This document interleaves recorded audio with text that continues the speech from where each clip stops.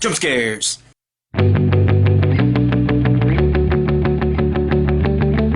Blair Witch is directed by Adam Wingard. It's a story of 17 years after the original one. The brother of the sister in the first one goes back out into the woods to try to find her because all these years later a mysterious tape turned up and he thinks she's still out there somewhere. When the first Blair Witch came out, I was only 2 years old, so I didn't get to see it in theaters when all the stuff was going on of people wondering if it was real. So when I finally saw it years later, I felt it was a little overrated because there was just so much buzz around it, how it's one of the greatest horror movies ever. But when this trailer popped up for this one, first it was the woods. I was like, this kind of looks like a Blair Witch movie. And then at Comic-Con they announced that it was a Blair Witch sequel. I was excited to see one for the first time in theaters. And I was also really excited because director Adam Wingard did one of the more better thrillers in the past couple years, The Guest. So I was excited to see what he could do with a franchise like Blair Witch. And I have a really love-hate relationship with this new Blair Witch movie. The first 10 to 15 minutes I really liked. They were building up the atmosphere really well of these creepy woods and why they were going back out there. But then the next 60 minutes, oh, I hated this movie.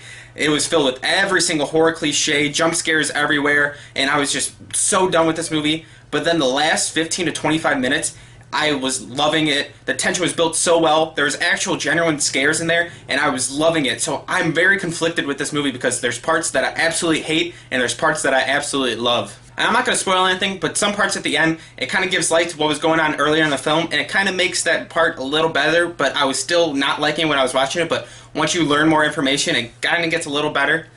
And the story is kind of almost beat for beat the same thing as the first Blair Witch movie. If you've seen that one, you probably know what's coming in this one. It's almost exactly the same. And if you know me, you know that horror is one of my least favorite genres, and especially the found footage horror movies. I wish I could just acknowledge that because there's just so many cheap jump scares, and there's so many through that 60-minute part I wasn't liking, where people just be standing there with the camera and then, oh, something quick jumps out, but it's just a person coming up to talk to them. Like, who talks to people like that, just running at them into their face? Like, that's not what actually happens, and it's just cheap jump scares just for the sake of it. I'm just so conflicted with my final verdict. There's just so much that I hate in the movie, but there's also a lot that I love that I'm going to kind of do a twist on one of them. I guess I'm going to say, I guess it's okay.